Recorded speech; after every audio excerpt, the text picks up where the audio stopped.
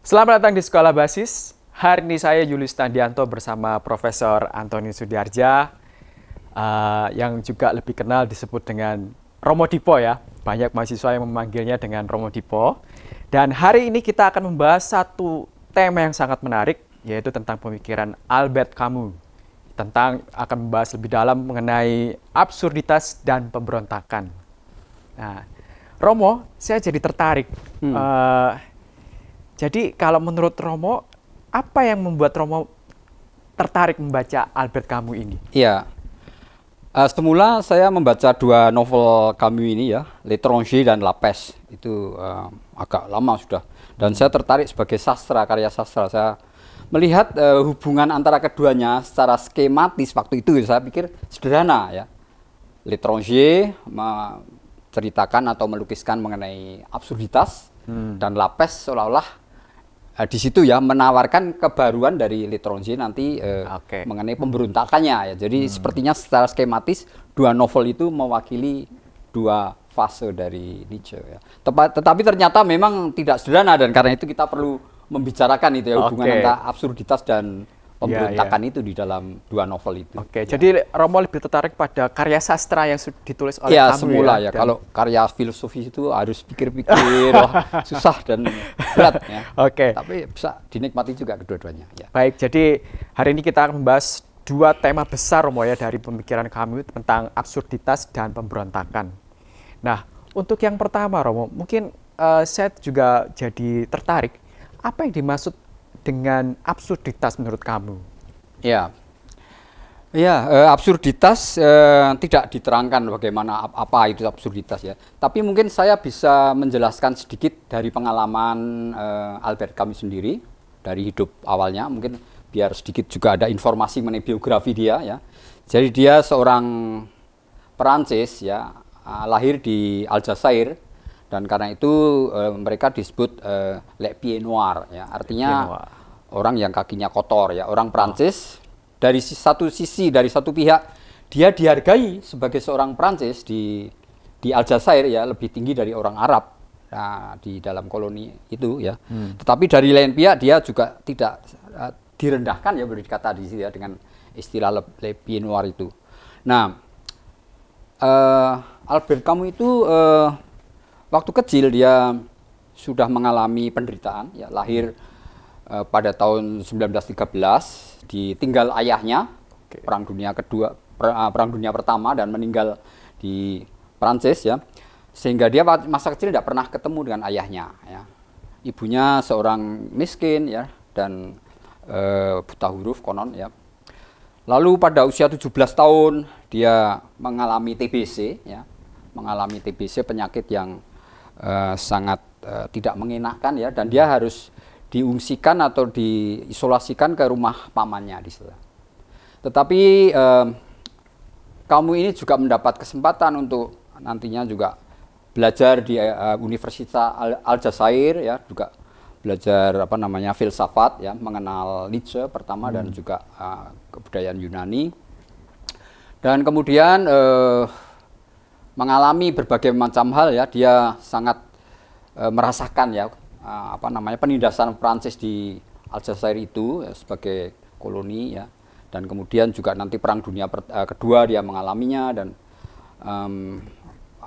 kemenangan komunis dan seterusnya. Pendek kata saya mau katakan bahwa Camus itu mengalami penderitaan yang boleh dikata bisa menjadi titik tolak untuk menjelaskan absurditas itu ya.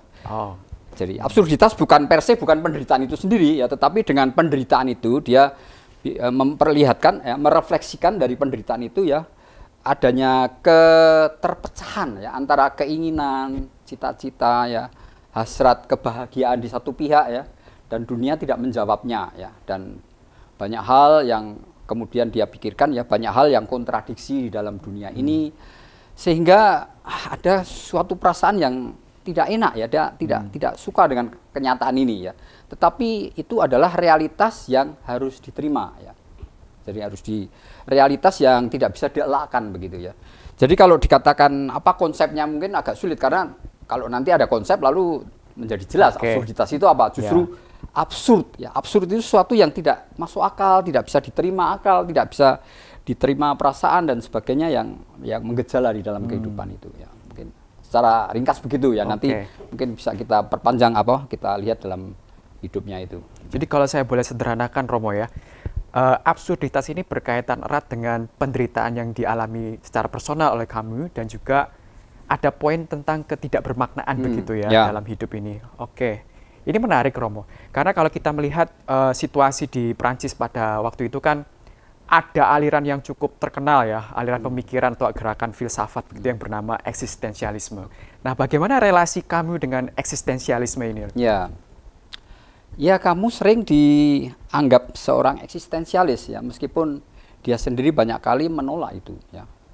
Nah, eksistensialisme ya, kalau kita melihat pemikiran-pemikiran kamu ya, apa yang diutarakan mengenai absurditas itu sendiri ya, misalnya mengenai hidup tanpa makna ya, penderitaan, ketidakadilan ya, itu sendiri sudah merupakan unsur-unsur yang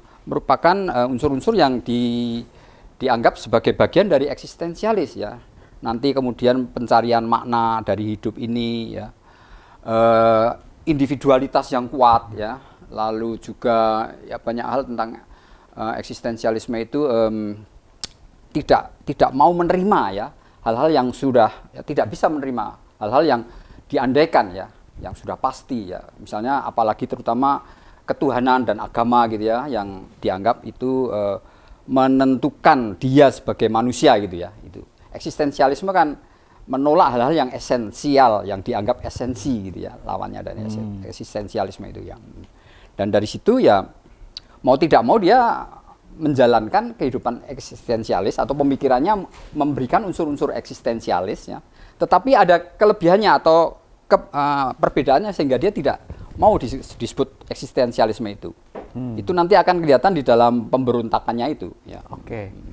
Jadi sebetulnya ya kamu hidup dalam situasi zaman yang atau situasi pemikiran yang mengedepankan juga tentang eksistensialis, tapi sebetulnya dia tidak per se ya, malah tidak mungkin tidak setuju. Mungkin ada, bisa dikatakan juga karena dengan eksistensialisme ya seolah-olah menjadi suatu identitas ya, dan dia tidak ingin menjadi bahwa bertitik tolak dari suatu aliran yang jelas gitu ya.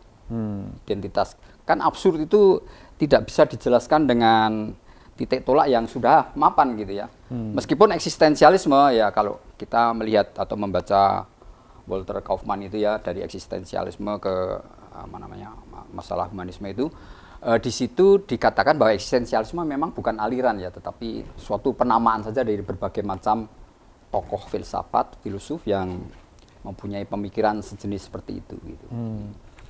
Ya, dan saya juga sempat mendengar, sempat membaca juga dalam satu teks begitu atau dalam satu pemahaman saya bahwa ada satu istilah yang disebut dengan bunuh diri filosofis begitu, yang sempat dilontarkan oleh kamu ketika dia melihat tentang filsafat-filsafat sebelumnya begitu ya, aliran-aliran yang cenderung menekankan pada hal yang esensial begitu. Bagaimana begitu menurut kamu? Mungkin harus dijelaskan ya di dalam bukunya Mitos de Sisyphus ya, Le Mythe de Sisyphe. Dia di situ menjelaskan mengenai persoalan yang paling fundamental dalam filsafat ya, yaitu soal bunuh diri ya. Mungkin untuk menjelaskan bunuh diri filosofis dari situ ya. Mengapa bunuh diri merupakan persoalan yang paling akut, paling esensial, paling mungkin tidak bisa dikatakan esensial ya, paling sulit ya. Karena kalau hidup itu absurd tanpa makna ya, kalau kehidupan itu absurd dan tidak ada maknanya, maka bunuh diri ini dari satu sisi ya apakah layak dipertanyakan ya, dan sejauh mana kepentingannya persoalan itu diajukan ya. Tetapi dari lain pihak kita melihat bahwa kematian ya itu tidak bisa diterima sebagai begitu saja sebagai sesuatu yang nyaman ya. Jadi termasuk juga persoalan absurditas itu ya, kematian itu. Nah, kalau begitu absurd bunuh diri tadi memang suatu persoalan yang sulit untuk dijawab karena kepentingannya apa ya, Tetapi dari lain pihak orang merasakan penting juga mempersoalkan kematian itu, apalagi kematian dalam bentuk bunuh diri. Nah, di dalam bukunya ya, Albert Camus ini menolak misalnya Kierkegaard itu yang sangat jelas apa dia katakan sebagai bunuh diri filosofis tadi ya. Oh, oke. Ya. Karena Kierkegaard itu boleh dikata juga dia tidak menggunakan istilah absurd sih ya. Tetapi hidup ini memang tidak bermakna, tidak ada artinya, dan orang sebetulnya putus asa dengan kehidupan ini ya. Dan karena itu bisa bermacam-macam orang mengatasi keputusasaan itu ya. Ada orang yang menolak ya untuk menjadi diri sendiri ya. Ada yang ingin menjadi diri sendiri ya, tetapi tanpa bantuan yang transenden. Nah, Kierkegaard ini justru satu-satunya kemungkinan ya, mungkin dikatakan bahwa orang harus berani ya. Jadi beriman kepada Tuhan itu adalah suatu keberanian bunuh diri ya. Jadi ya bukan ya kalau kita menganggapnya itu bunuh diri, tapi maksudnya bahwa dia percaya kepada Tuhan itu suatu loncatan ya, bukan lompatan. Suatu akal logis yang bisa difahami ya. Tetapi dengan demikian lalu dia sudah memposisikan dirinya ya dalam suatu kepastian ya, boleh dikata di sini ya. Nah, dalam hal itu ya, filsuf yang lain itu sebenarnya juga pencarian ya. Eksistensialisme itu sangat dekat dengan nihilisme ya, karena mereka juga pada umumnya meski tanpa menggunakan kata absurd ya, mereka merasakan dunia nihilis ya, dan karena itu juga pencarian ya bagaimana mengatasi itu. Tapi menurut kami ya kebanyakan filsuf di sini antara lain juga dia mengkritik Husserl ya dalam fenomenologi itu ya. Bagaimana fenomenologi itu dengan reduksinya itu sampai menghasilkan suatu subjektivitas murni ya. Di situ dia melihat bahwa kamu juga melihat bahwa di situ lalu berhenti berfilsafat karena dia sudah menemukan subjektivitas yang bisa dianggap sebagai subjektivitas murni yang bisa mengatasi absurditas itu ya. Mungkin agak sulit menjelaskannya ya, tetapi yang dimaksud bunuh diri filosofis ya tampaknya di sini adalah suatu kemandekan ya, suatu mengandalkan diri pada sesuatu yang kemudian sudah berhenti ya, pasti di situ lalu tidak ada kemudian untuk berpikir lagi atau mengolah lagi untuk memberontak lagi gitu ya, kalau dalam pengertian kamu begitu, dalam arti itu ya. Ya, jadi ini memang topik yang sebetulnya kita hadapi sehari-hari begitu, ya, tapi kalau ternyata kita ditanyakan lebih dalam ini membuat kita juga jadi gampang juga begitu. Ya. Saya mau katakan juga bahwa sebetulnya kamu ini bagi kamu ya, absurditas itu ya yang kita alami sehari-hari, hanya orang memang tidak berpikir sejauh itu atau lebih jauh lagi gitu ya, sehingga mungkin ya menyerah gitu ya. Apalagi juga dia sangat kritis ya melihat misalnya agama memberikan pemecahan yang kemudian selesai masalahnya gitu ya, seolah-olah absurditas itu dihilangkan ya, tidak diterima apa adanya gitu.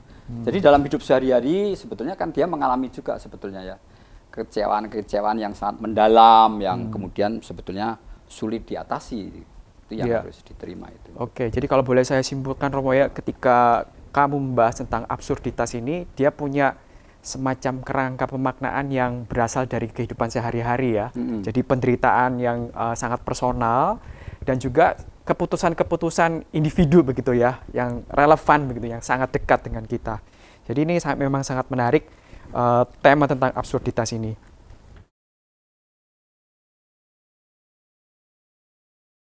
Romo, tadi Romo berbicara mengenai karya sastranya kamu dan itu yang sangat mengesankan buat Romo. Nah, kira-kira yang paling berkesan buat Romo, karya kami itu apa saja, Romo? Iya, jadi Lapes dan L'Étranger ya. L'Étranger itu terbit tahun 42 saya kira ya.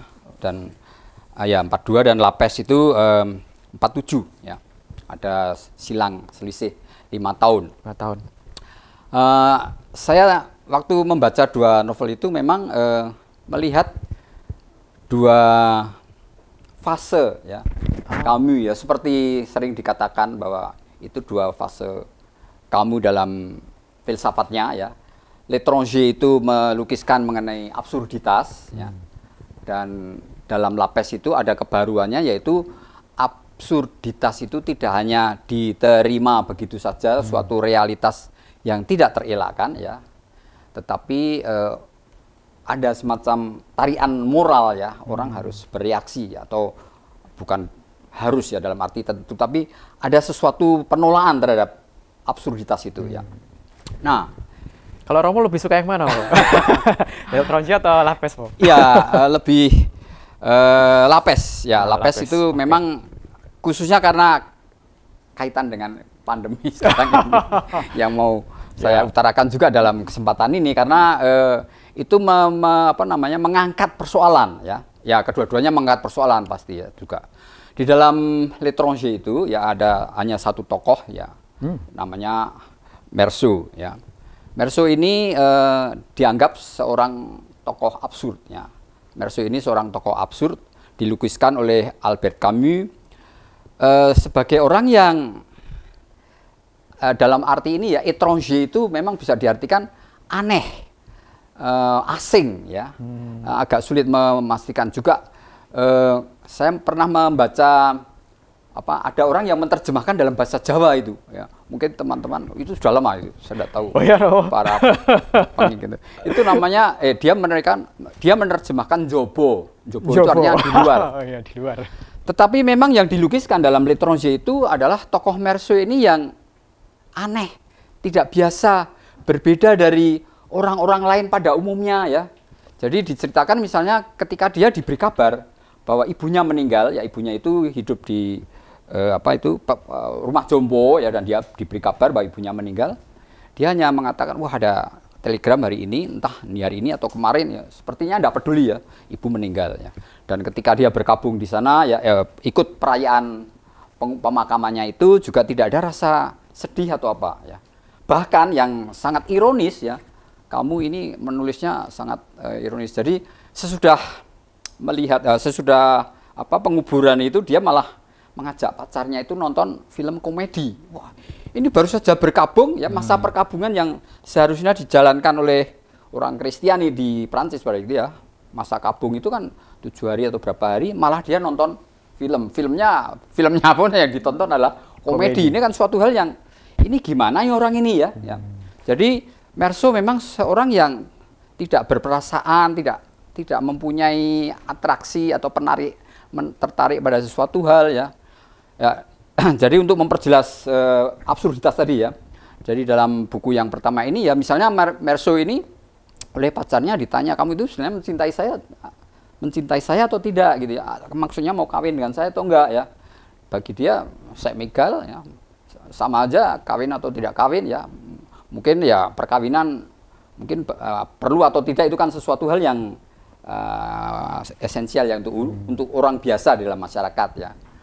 Lalu juga ketika dia oleh temannya itu ya, si Raymond itu, dia bilang, kamu ini ada promosi ya, jabatan ya, kamu senang enggak ya?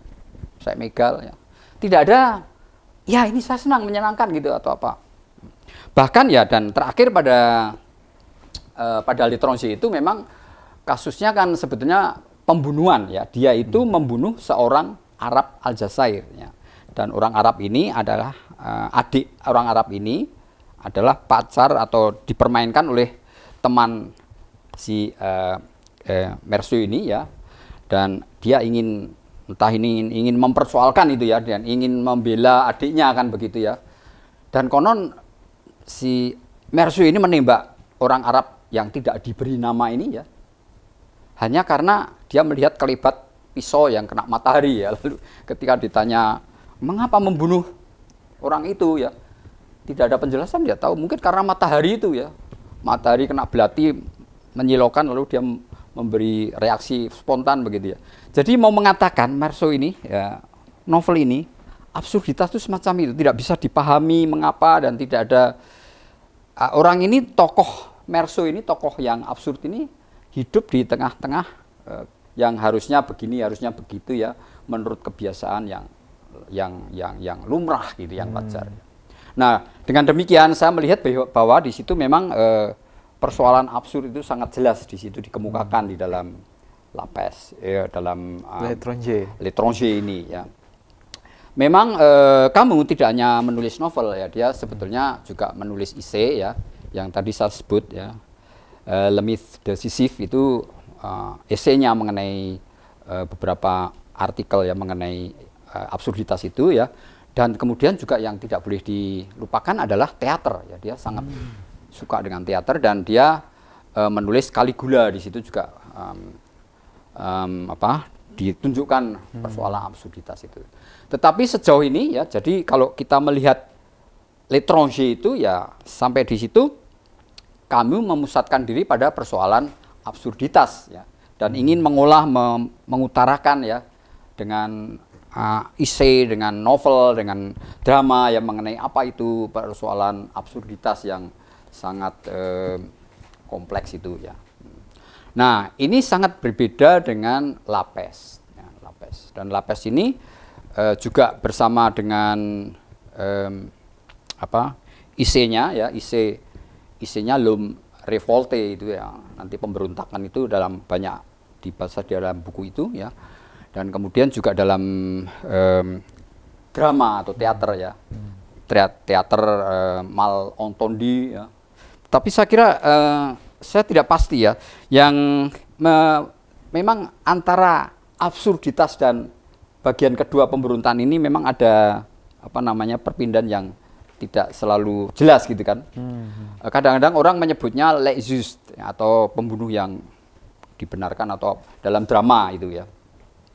Oke, saya tidak mengikuti seluruh persoalan drama dan teks itu ya, karena minat saya pada novel itu tadi ya. Tetapi di dalam novel Lapes memang kelihatan bahwa absurditas tidak lagi diolah secara lebih elaboratif gitu ya, tetapi lebih banyak diutarakan di situ reaksi atau respon dari orang-orang. Kalau di dalam L'Étranger itu hanya satu tokoh yang menjadi hero gitu, yang menjadi tokoh utama Meursault tadi. Di dalam Lapes itu ada 6 tokoh ya, dan di situ berbeda-beda tokoh itu, sangat sikapnya berbeda-beda ya. Terhadap ya boleh dikata absurditas dari Lapes itu, dari sampar, wabah sampar itu. Nah, di dalam Lapes boleh dikata persoalan absurd itu hanya diceritakan adanya sampar, wabah sampar ya. Wabah sampar. Nah, kita bisa membayangkan seperti sekarang ini wabah corona gitu ya. Khususnya pada awal-awal itu ya, ketika orang masih melihat ya wabah itu sesuatu yang mengerikan dan mengejutkan ya. Orang bereaksi sangat spontan dan macam-macam begitu ya. Lapes juga begitu ya. Lapes itu ketika Dr. Ye melihat tikus ya, bangkai tikus di depan rumahnya ya, lalu mulai banyak orang berjatuhan, sakit dan mati dan sebagainya ya, maka dia sudah melihat bahwa ini akan berlanjut dengan wabah ya. Ada dokter lain yang disebutnya Dr. Castel mengatakan ini tidak bisa lain kecuali wabah sampar ya.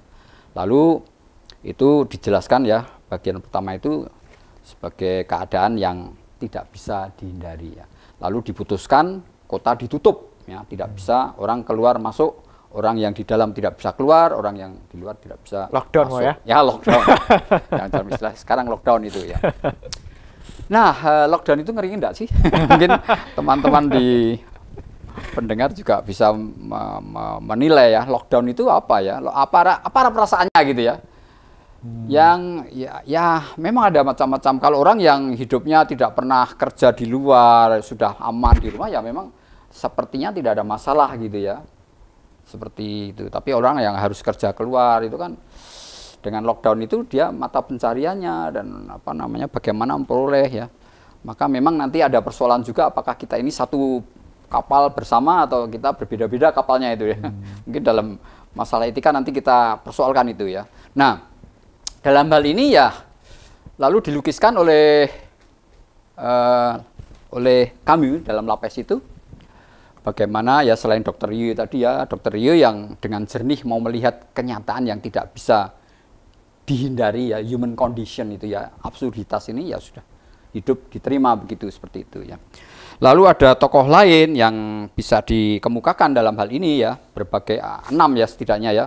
Jadi kita melihat Rombert, misalnya Rombert itu seorang wartawan Paris yang kebetulan ke Aljazair, ini kota yang terkena wabah itu ya. Kota Oran. Orong ya, Orong itu Orong ya. Di situ tertutup dan tidak bisa pulang ya. Dia memberontak ya. Dia orang yang bagaimana saya saya dari Paris dan saya tidak ada urusan dengan ini ya.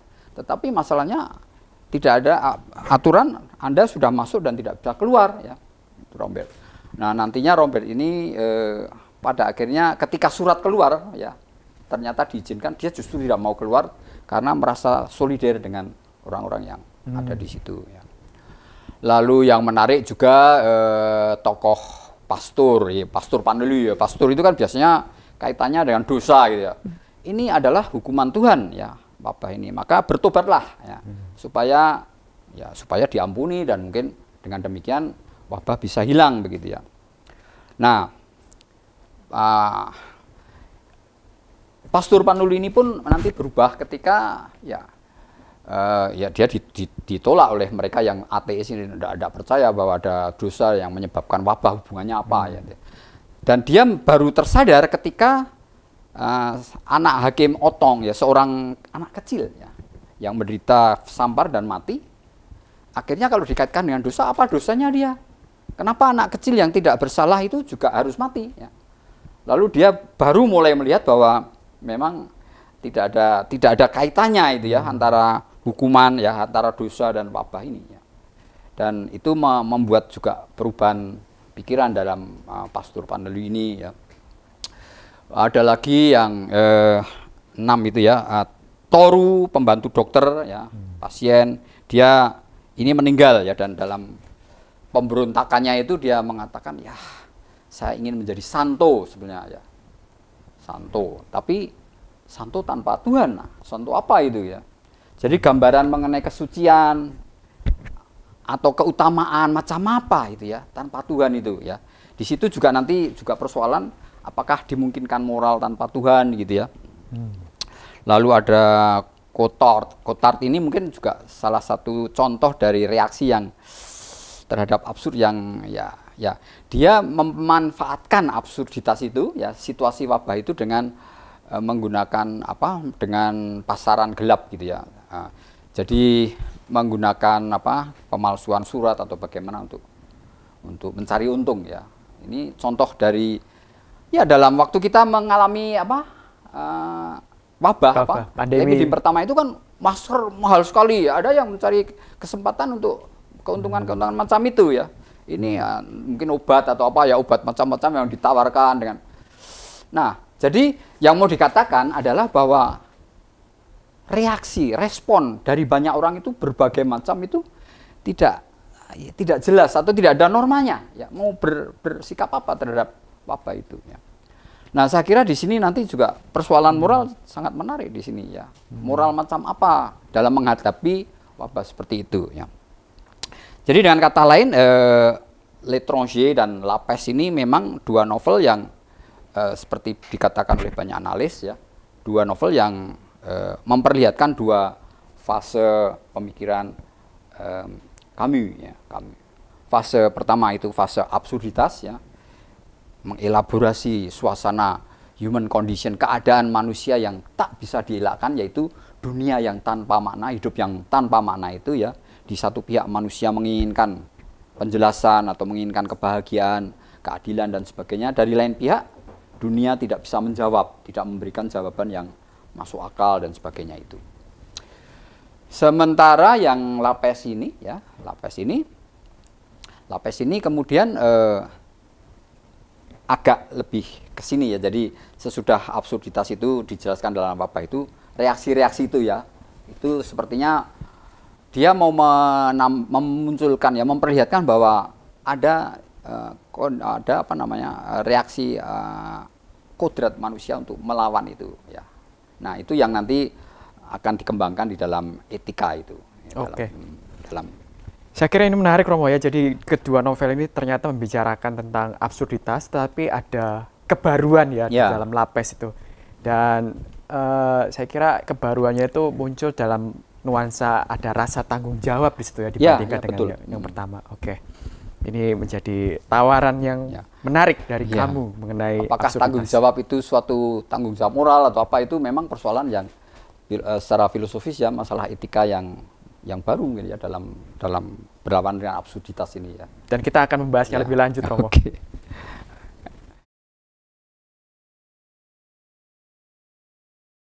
Ya, kita melanjutkan diskusi kita tadi, Romo. Jadi perpindahan dari L'Étranger kepada Lapes itu kan memberikan nuansa baru begitu ya.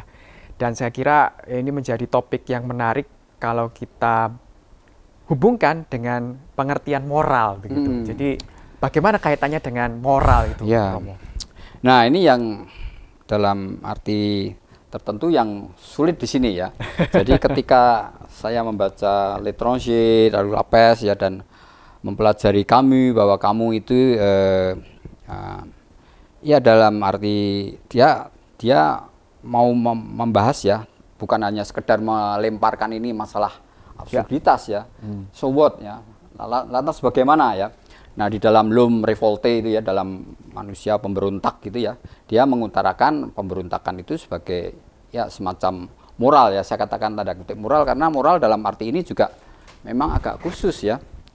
Sebab moral dalam arti umum kan, dalam arti katakan sampai Immanuel Kant, utilitarianisme gitu kan, moral itu kan berarti adanya norma-norma universal yang berlaku untuk semua orang ya, diwajibkan bahkan oleh Immanuel Kant sebagai kita bersama sebagai manusia harus menjalankan itu supaya dunia itu bisa berjalan dengan baik gitu. Betul, ya. Dan berlaku di mana-mana gitu. Golden rule misalnya ya, dan entah itu juga utilitarian juga memberikan prinsip bagaimana mencari keuntungan yang sebaik mungkin ya, sedapat-dapatnya gitu ya.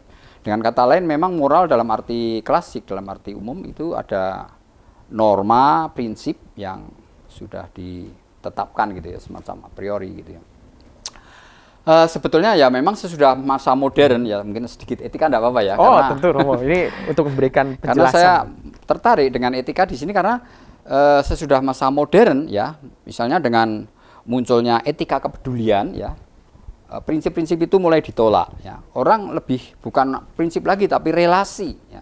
Kepedulian itu ya, dan diinspirasi oleh etika feminisme di sini ya, dalam hal ini bagaimana etika itu tidak berdasarkan berdasarkan prinsip-prinsip ya, tetapi berdasarkan relasi. Anda mempunyai relasi dengan bapak dan ibu dan lain berbeda, Anda mempunyai relasi dengan orang biasa atau bahkan orang yang sangat jauh, bagaimana norma yang sama diterapkan untuk relasi yang berbeda-beda itu misalnya ya. Nah, itu nanti juga berkembang mungkin etika ekologi ya, etika kepedulian tidak hanya kepada manusia ya, tetapi tidak hanya kepada relasi yang dekat ya, tapi bahkan kepada seluruh alam ya, pada binatang ya, dan macam-macam itu etika perkembangannya itu. Nah, di dalam eksistensialisme ini saya juga pernah menulis mengenai etika Sartre di dalam Basis, majalah Basis ya, mungkin beberapa bulan yang lalu ya. Eksistensialisme itu ya tidak mengajarkan etika seperti itu juga ya. Kalau kita lihat tadi kan eksistensialis itu kan individualnya sangat kuat ya. Jadi subjektivitasnya itu, sehingga kalau berpandangan mengenai moral itu ya moral dari tanggung jawab saya ya, dan tidak bisa diterapkan untuk keseluruhan orang ya, semua orang. Nah, kalau misalnya Sartre dengan otentisitasnya ya, melawan mauvaise foi gitu ya, yang orang yang katakan mengandalkan diri pada hipokrisi itu ya, jadi citra gitu ya, tapi harus orang jujur pada dirinya sendiri ya. Saya kira ada kesamaan juga dalam hal ini ya, moral dalam pengertian kalau kita bisa menyebut moral itu ya, tanggung jawab kemanusiaan oleh kamu ini ya mirip juga dengan eksistensialis pada umumnya ya. Bahwa sebagai seorang eksistens ya, seorang manusia ingin merasakan, menghargai kemanusiaan itu merasa ada perasaan tanggung jawab terhadap kemanusiaan gitu ya, yang umum gitu. Nah, dari satu sisi begitu ya, ada tanggung jawab itu. Tetapi ya berbeda lalu dengan kata moral dalam arti yang pertama tadi. Memang dikatakan tentu saja Immanuel Kant tentu saja mengatakan bahwa tanggung jawab itu juga kemanusiaan itu juga ada pada moral prinsip ya. Hanya di dalam bedanya dengan di sini ya, eksistensialis tidak bisa ditetapkan prinsip-prinsip itu sebagai moral universal umum ya begitu ya. Karena nanti jatuh ke dalam suatu kepastian yang sudah tidak absurd lagi kalau sudah menjadi jelas begitu. Dengan absurditas itu kelihatan bahwa moral ya kalau dikatakan tidak ada ya tidak ada, memang tidak ada moral dalam arti mana prinsip yang harus dijalani untuk menghadapi absurditas itu. Tetapi tanggung jawab itu kan ada ya, dan tanggung jawab itu yang dirasakan oleh manusia itu yang kemudian bergerak, yang oleh kamu harus dikembangkan sebagai sesuatu yang untuk mengatasi pemberontakan gitu ya, untuk melawan ya keadaan yang absurd yang tidak bisa diterima itu. Itu menarik, Romo. Jadi kalau dikembalikan kepada tanggung jawab ya setiap individu, jadi kemudian bagaimana kita mengukur tanggung jawab itu sendiri? Iya. Apakah Nah, kalau Anda menggunakan kata mengukur di situ juga. Betul, memang. Ya, jadi ada problematik kan? Betul. Tidak betul. ada ukuran, justru dalam arti itu mana ada moral tanpa ukuran ya. Maka juga tidak bisa disebut moral juga ya. Jadi problemnya atau ada kesulitan untuk mengatakan itu moral ya. Justru karena tanggung jawab tetapi tidak ada ukuran-ukuran universal umum yang bisa diterapkan ya. Itu sudah sejak Meursault tadi menembak, sama saja menembak atau tidak menembak ya, tidak ada alasan yang bisa dikatakan. Lalu tanggung jawabnya bagaimana ya? Di situ mungkin baik untuk melihat kontrasnya dengan Sartre di sini, saya kira menariknya. Karena Meursault ini Meursault, saya terlalu terlibat dengan menghayati ya. dengan absurditas itu sehingga menjadi Meursault ya. Si kamu ini ya semula menjadi sahabat Sartre ya. Dan dalam arti tertentu mungkin ya ada ide-ide gambaran kebersamaannya di dalam minat sastra ya, drama ya. Ini kan dia mengenal Sartre waktu pertama kali ya, dia di Prancis ya, pergi ke Paris ya, dan diundang melihat pementasan drama dari Sartre ya, Les Mouches ya, lalat-lalat. Lalu perkenalan dan sejak itu menjadi sahabat, ya menjadi orang yang dekat dengan Sartre gitu ya, dan bekerja sama ya di dalam, khususnya di dalam melawan invasi Jerman ke Prancis di situ ya. Mereka diam-diam di bawah tanah menerbitkan jurnal bawah tanah ya. Si kamu ini menjadi redaksi Komba ya, perjuangan itu melawan invasi Jerman itu. Nah, ya saya kira bisa dikatakan ya kesamaan minat sastra, dan juga kamu memberikan resensi terhadap karya-karya Sartre, dan sebaliknya juga Sartre memberi resensi terhadap karya kamu ya, dan mengagumi Lapes gitu ya. Jadi ada kesamaan perasaan begitu ya, dan mungkin Sartre memang tidak tidak menggunakan istilah absurditas gitu ya sebagaimana kamu tadi ya, tetapi tanggung jawab kemanusiaan ya, saya kira di situ sama ya, sepersetujuan ya, bahwa memang manusia bertanggung jawab terhadap manusia ya, siapapun bertanggung jawab terhadap kemanusiaan ya. Nah, tanggung jawab macam apa di situ bedanya? Nah, di sini lalu terjadi perbedaan yang sangat menyolok antara Sartre dan Camus. Kedua-duanya masuk Partai Komunis pada awalnya ya. Dan Camus sejak Aljazair di negara di kolonial Aljazair, dia sudah getol ya, membela kaum buruh ya. Dia mendirikan Théâtre du Travail ya, bagi kaum buruh ya. Karena cintanya membela kaum buruh, masuk Partai Komunis di sana ya. Dan kemudian juga selalu aktif di dalam jurnalistik ya, di dalam penerbitan-penerbitan yang bersifat revolusioner gitu ya. Mungkin bukan revolusioner dalam ya, artinya membela orang Aljazair itu untuk memerdekakan, melawan penindasan orang Prancis yang menjadi kolonial gitu ya. Jadi tampak sekali bahwa dia merasa tanggung jawabnya itu bukan hanya kata-kata ya, dia ungkapkan di dalam pembelaannya terhadap orang-orang miskin itu, terhadap orang yang tertindas, terhadap kolonialisme yang dilakukan di Prancis, di Aljazair itu. Nah, ini masih jalan dengan siapa? Dengan Sartre ya, yang juga masuk komunis karena ingin membela kemanusiaan gitu ya. Kan di dalam eksistensialisme itu pada umumnya kan filsafat yang engagé ya. Filsafat yang ingin terlibat ya. Bukan filsafat yang di belakang meja gitu ya, tapi ingin terlibat. Dan dari situ Sartre dengan getol ya masuk politik, ranah politik bersama komunis ya. Nah, ini mungkin menarik ya kalau kita bahas ya. Di sini komunis menjadi sesuatu yang bukan tanggung jawab tapi malah. Nah, di situ apa namanya? Pada mulanya ya kita lihat kamu itu terlibat juga di dalam komunisme, di dalam partai komunis masuk ya. Tetapi kemudian dia mulai memisahkan diri dari Sartre justru dalam hal komunisme itu.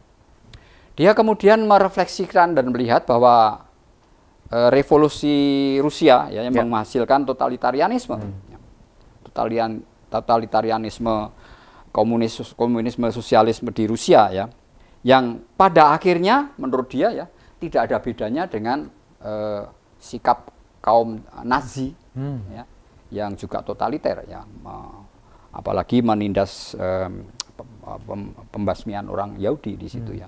Nah di situ kamu mulai peka ya, kekerasan di situ dia tidak bisa menerima, kekerasan tidak bisa menerima. Ada satu kasus yang saya tidak ingat betul mengenai hukuman mati ya, seseorang di toko apa ya di Paris itu ya. Sartre menyetujui kamu tidak mau kekerasan. Ya.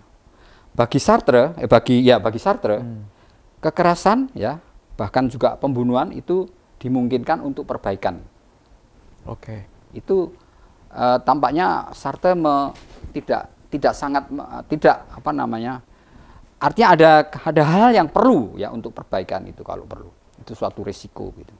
Sedangkan di sini mulai kelihatan perbedaannya dengan siapa? Dengan kamu dalam hal ini karena kamu tidak mau kekerasan. Nah, lalu jelas ya, sama-sama tanggung jawab kemanusiaan, yang satu untuk memperbaiki dunia. Nah, kamu ini untuk apa? Nah, dia tidak ingin mengorbankan perbaikan itu dengan ketidakadilan dan kekerasan itu. Saya kira di situ ada poin yang sangat penting yang saya kira untuk membedakan Sartre dan kamu ya. Oke, jadi apakah bisa diringkas begitu ya, Mo ya? Jadi kalau saya boleh meringkaskan, ini moral dalam tanda kutip kamu ini sendiri adalah sebuah bentuk pemberontakan terhadap absurditas itu sendiri ya. Jadi moralnya itu memberontak ya, yang pemberontakan itu jadi tidak bisa diam ya. Absurditas itu tidak bisa dielakkan memang ya. Tetapi tidak boleh lalu tidak bisa lalu ya sudah. Ya, so what ya, tidak bisa apa-apa gitu. Nah, maka agak absurd juga mungkin ya dikatakan moralnya lalu mau apa dengan keadaan yang tidak bisa diubah itu ya. Yeah. Dia tidak menjanjikan suatu futur ya, suatu masa depan yang bisa diandalkan ya. Maka dia anti dengan komunisme juga dalam arti ini ya. Komunisme itu nantinya menjanjikan suatu ya, apalagi revolusi itu menjanjikan suatu masa depan sama rata sama rasa di situ. Jadi ada beberapa hal yang ditolak oleh kamu dalam hal ini jelasnya. Jadi dia keadilan dan kebebasan itu tidak boleh dipertentangkan. Jadi jangan sampai membela keadilan mengorbankan kebebasan di situ ya. Dalam arti itu kan pembunuhan tadi dan melawan kebebasan juga. Lalu dia tidak bisa menerima juga akhir sejarah ya.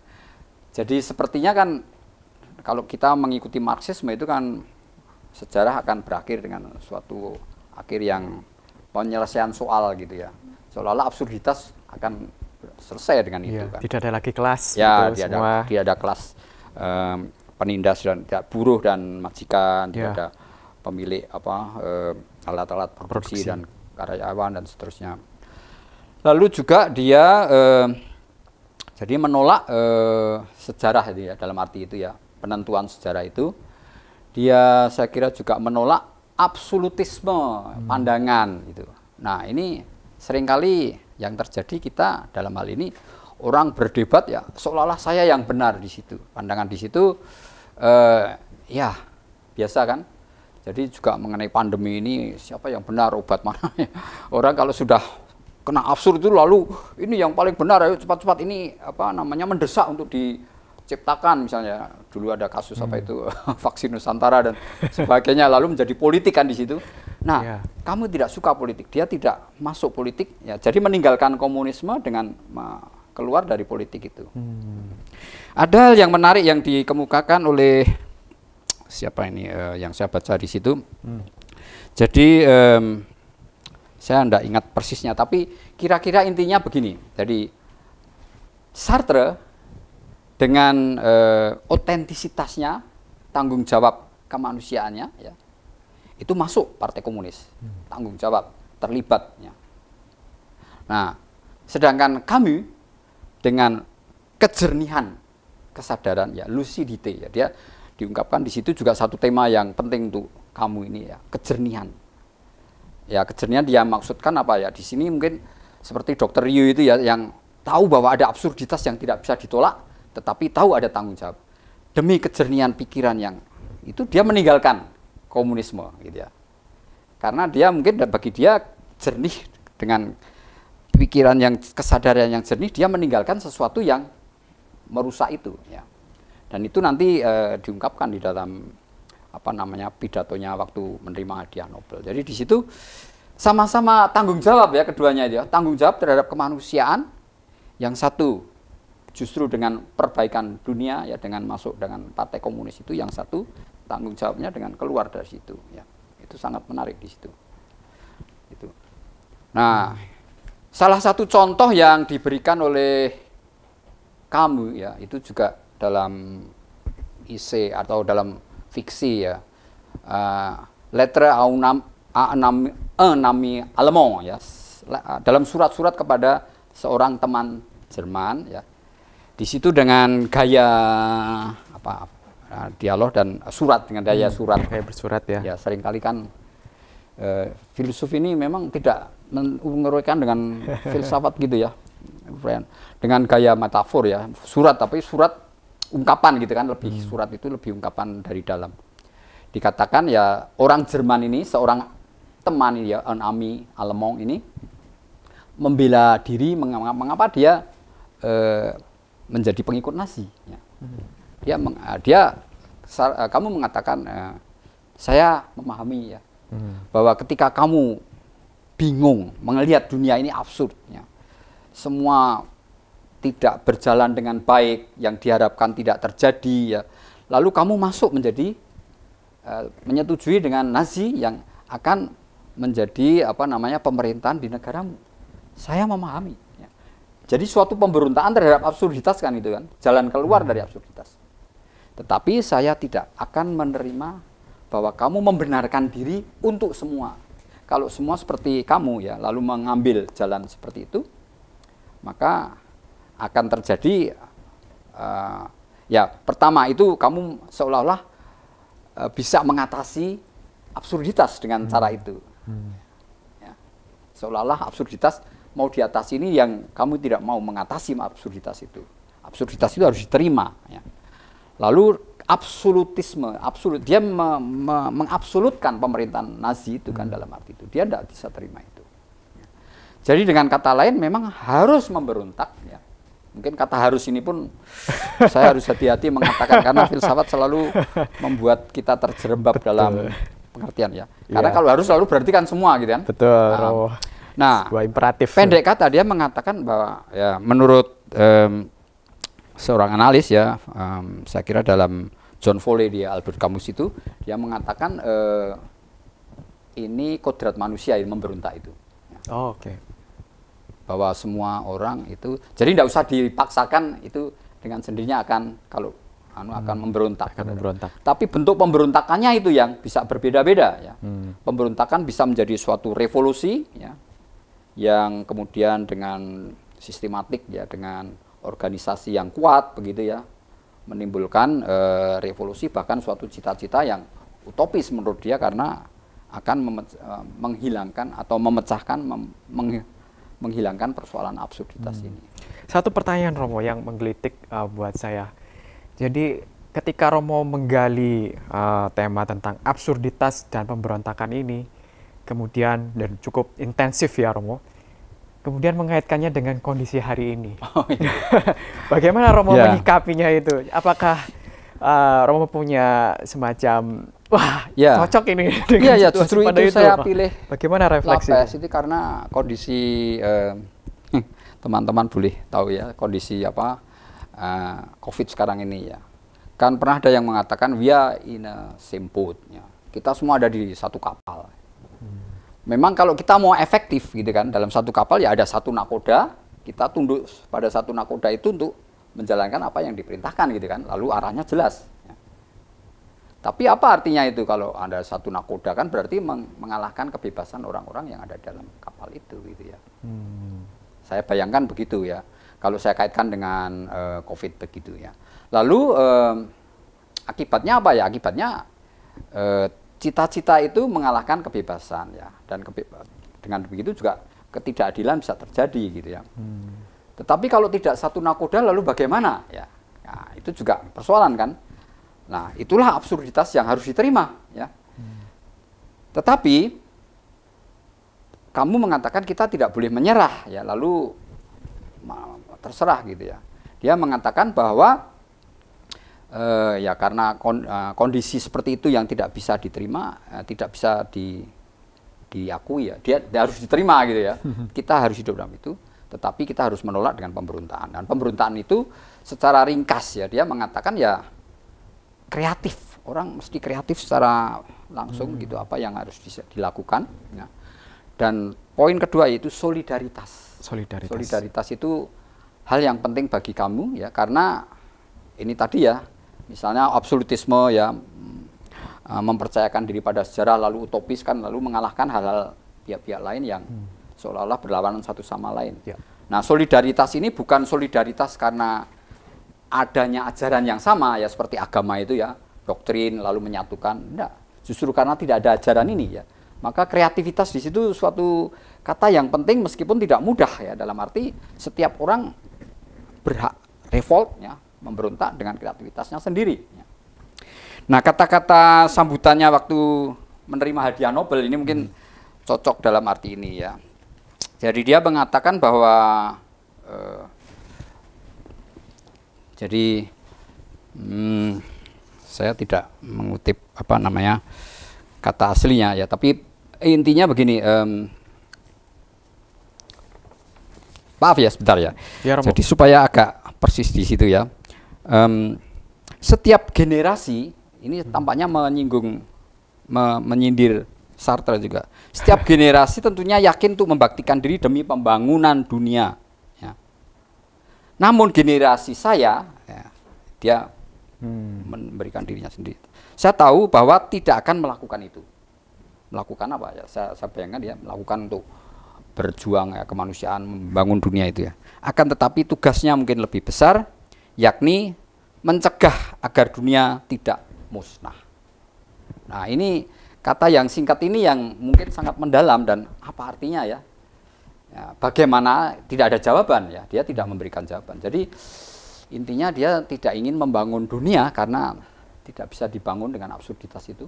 Sudah, pembangunan hanya dimungkinkan dengan mencegah jangan sampai hancur dunia itu. Baik. Ya, mungkin agak sulit, tetapi itulah yang sejauh saya bisa menangkap etika atau moral kalau boleh dikatakan di situ dari kamu melawan absurditas itu. Ya baik.